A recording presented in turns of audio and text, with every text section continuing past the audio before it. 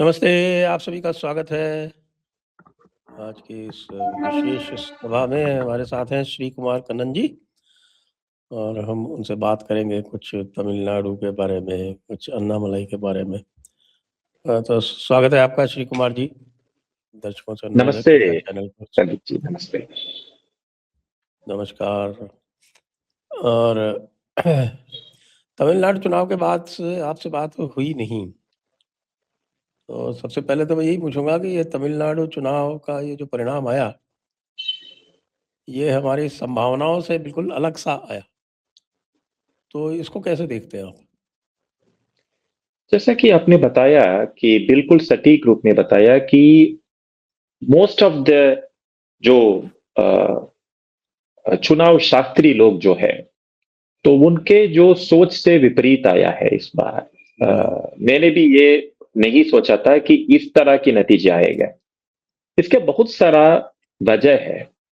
पहले यह है कि एक डीएमके के खिलाफ एक बहुत बड़ा एंटी इनकम्बेंसी जो है सेट हो गया है। मतलब जो सरकार के खिलाफ जो जनमानस जो है वो सेट हो चुका था।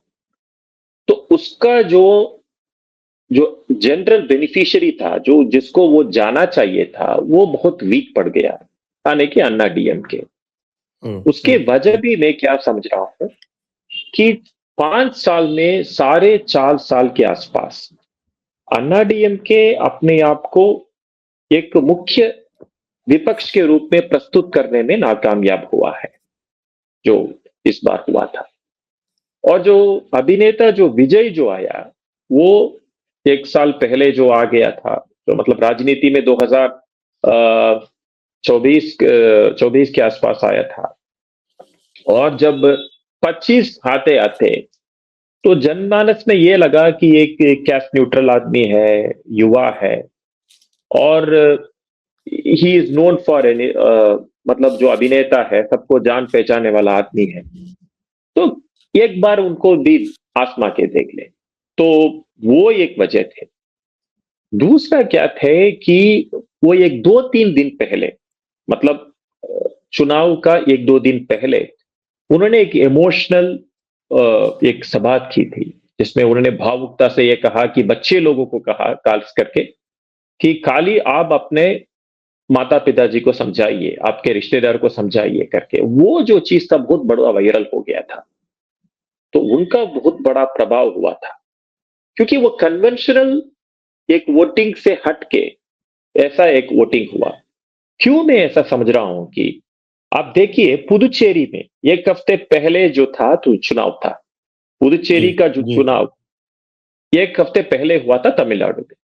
अब पुदुचेरी भी तमिल लोग भी ज्यादा है, मतलब पूरा का पूरा तमिल लोग ही है, तमिलनाडु जैसा ही है पुदुचेरी भी। लेकिन पुदुचेरी में एनडीए आ गया था, लेकिन यहां तो नहीं आया।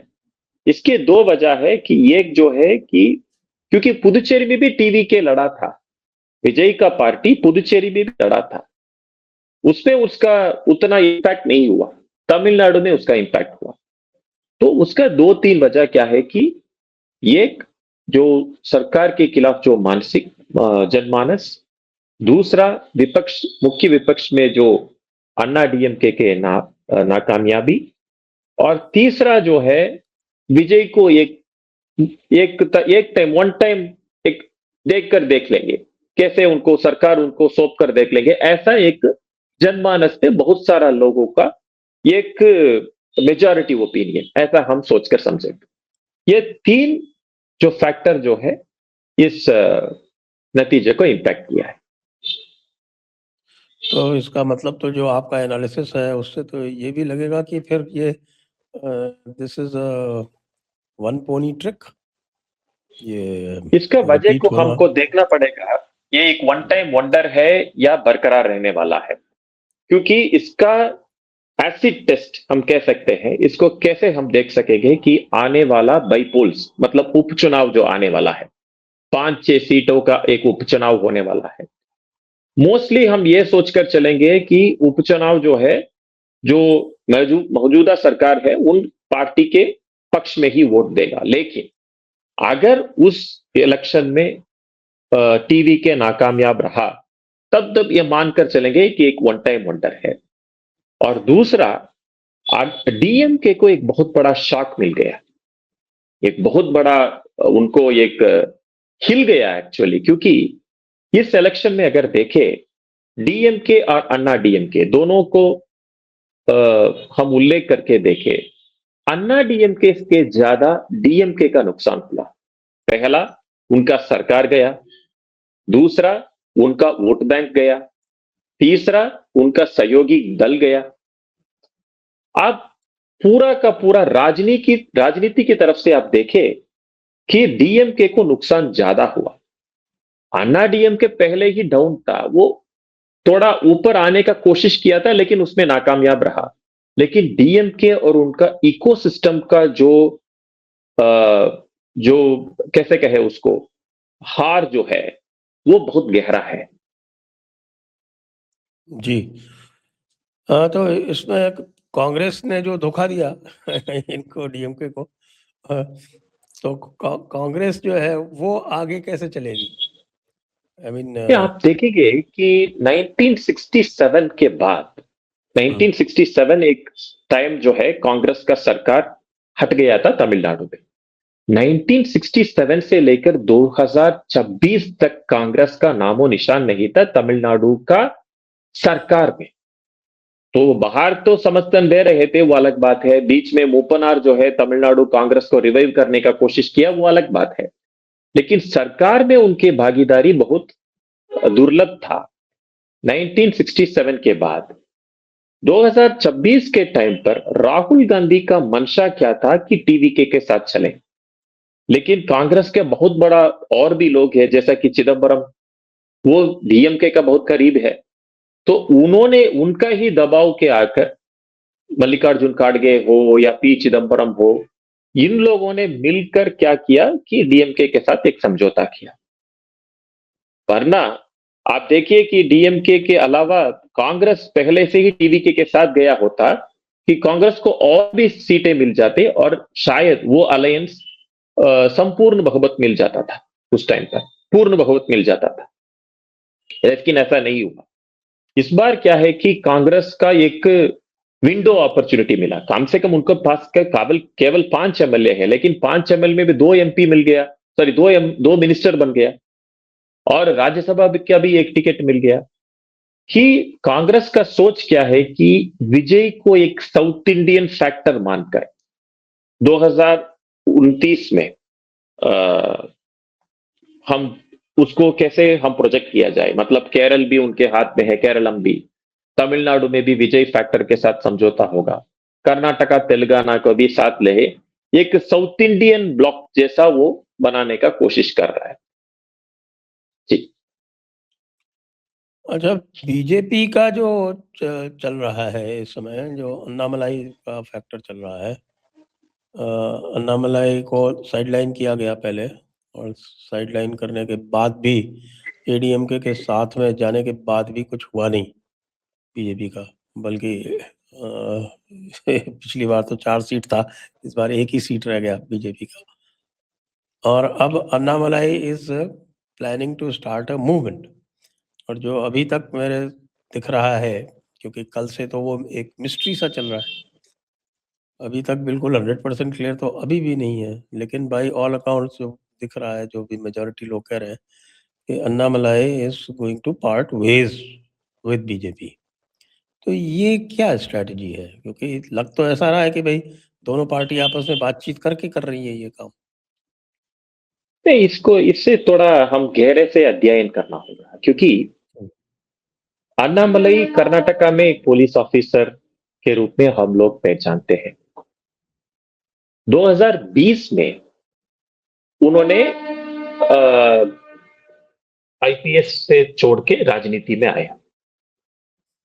मेरा याद है कि वो अगस्त 2020 में उन्होंने भाजपा में शामिल हुआ। शामिल होने से ही इमीडिएटली वो उपाध्यक्ष बन गए, मतलब राज्य का उपाध्यक्ष पार्टी में। और इलेक्शन होने के बाद इमीडिएटली, मतलब इलेक्शन मई जून में हुआ, जुलाई 2021 में उन्होंने पार्टी का अध्यक्ष बन गए राज्य स्तर पर। और 4 साल तक वो अध्यक्ष रहे। 2021 से लेकर 2025 तक वो राज्य का अध्यक्ष रहे। अभी 2026 का बारी है। मतलब 6 साल में वो 4 साल अध्यक्ष रहे। भाजपा उनके ऊपर बहुत उम्मीद के साथ ही उनको लेकर आए थे, खास करके बीएल संतोष जो संगठन मंत्री है भाजपा का, उन्होंने लेकर आए थे। वो ये सोचकर लेकर आए थे कि तमिलनाडु में भाजपा का थोड़ा कायाकल्प हुआ। इसमें दो पहलू है। तो मैं क्या सोचता हूं कि भाजपा अपनी तरफ से जो कुछ भी करना चाहिए था अन्नामलई को अपनी तरफ से किया है। देखिए कि वो ज्वाइन करने के इमीडिएटली उनको अध्यक्ष बना गया है 1 ही साल के अंदर, क्योंकि वो लेटरल एंट्री है। अब जो भी राज्य को देख लीजिए, खास करके 1-2 राज्य को छोड़ के बाकी सभी राज्यों में, खास करके बंगाल में भी देख लीजिए, बंगाल का भाजपा का अध्यक्ष जो है लेटरल एंट्री नहीं था।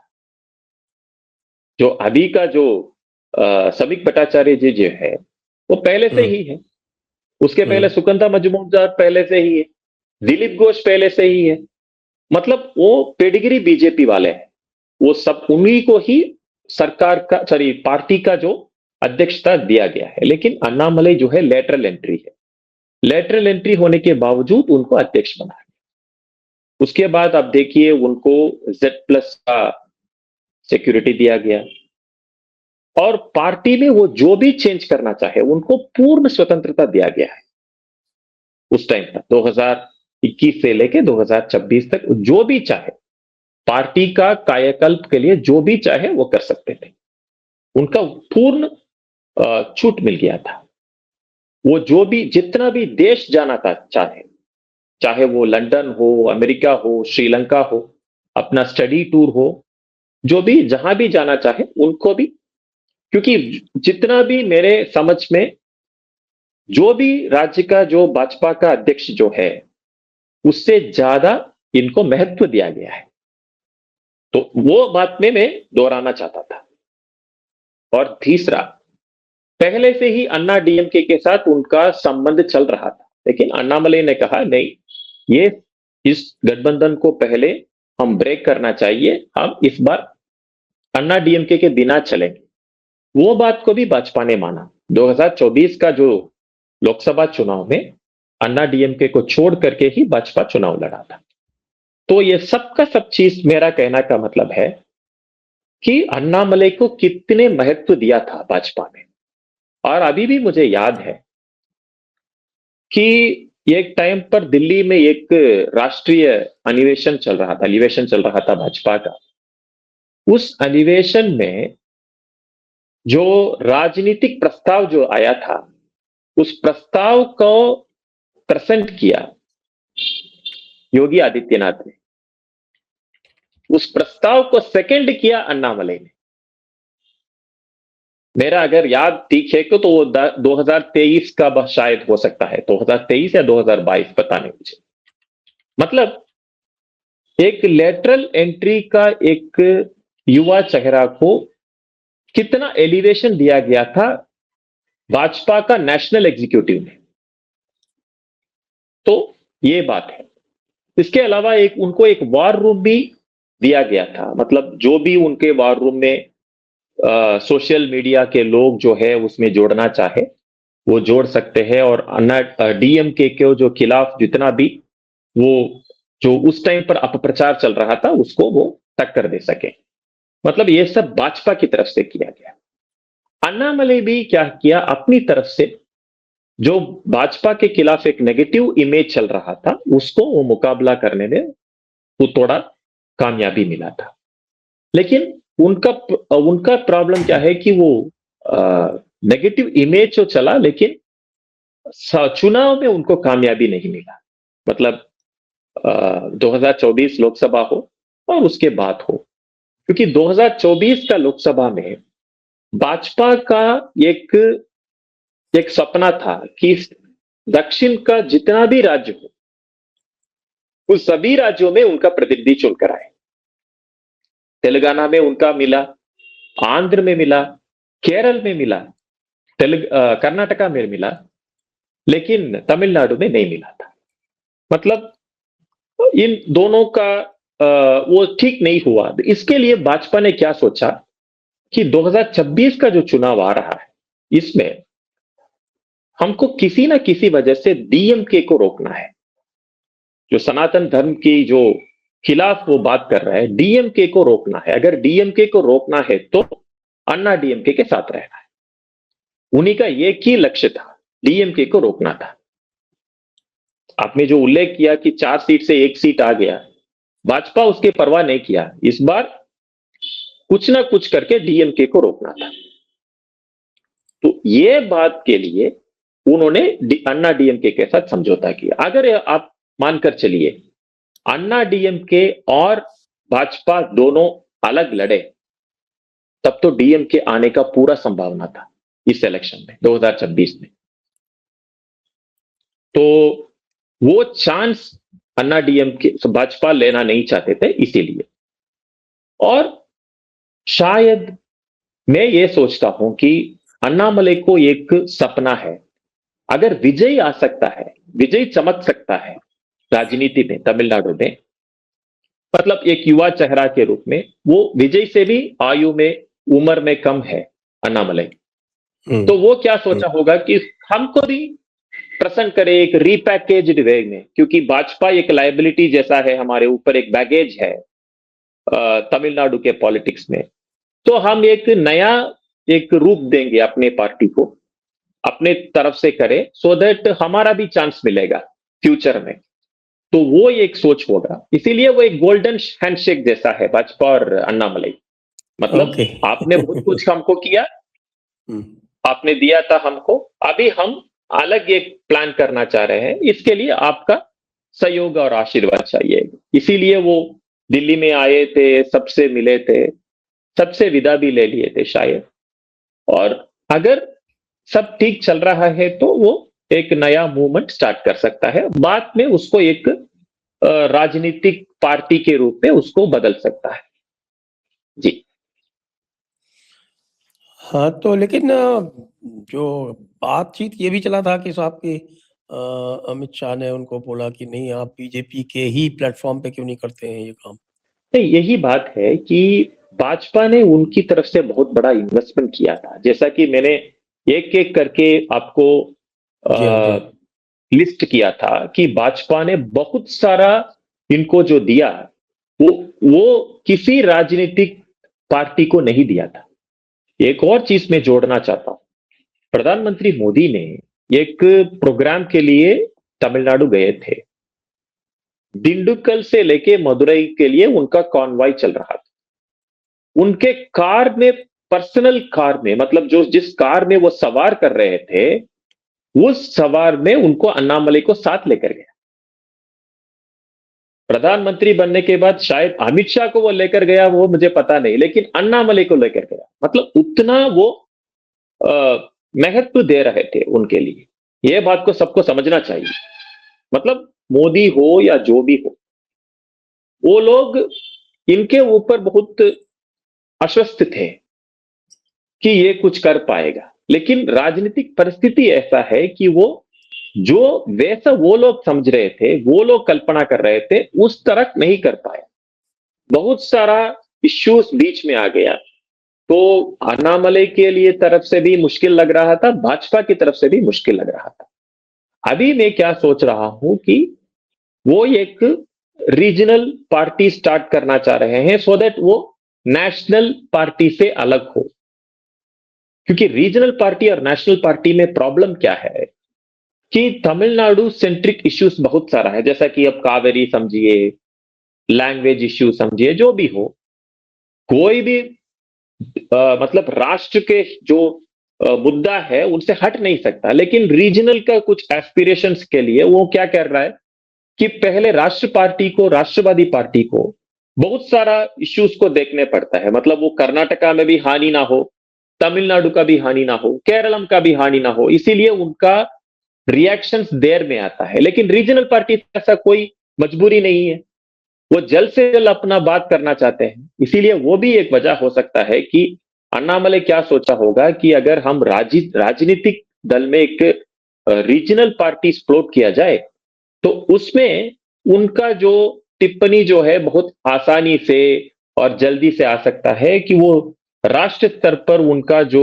मजबूरी को वो बंधत्व ना हो, वो एक बात हो सकता है। दूसरा क्या है कि उन दोनों का जो एक्सपेक्टेशन, जो अपेक्षा है, वो अलग है। भाजपा की तरफ से उनका अपेक्षा ज्यादा थे, वो उनकी वजह से नहीं कर पा रहे थे। अन्नामलई के लिए भी भाजपा से एक्सपेक्टेशन, अपेक्षा तोड़ा थे, वो भी नहीं कर पा रहे, क्योंकि अगर इतना करने के बाद और भी करे, तो वो एक दूसरा वो ट्रेंड सेट हो जाएगा बाकी राज्य का जो अध्यक्ष जो लोग हैं उनके लिए, तो वो एक फेवरेटिज्म ना हो, वो भी एक बात चल रहा है। जी, तो आपका बहुत बहुत धन्यवाद श्री कुमार जी, आपने बड़े अच्छे से समझाया ये जो पूरा का पूरा चल रहा है तमिलनाडु में। और आज की चर्चा यहीं पर करेंगे समाप्त। सभी दर्शकों को बहुत बहुत धन्यवाद, श्री कुमार जी को भी बहुत बहुत धन्यवाद। जय हिंद, जय भारत, वंदे मातरम। जय हिंद, जय श्री राम, वंदे मातरम। जय श्री राम।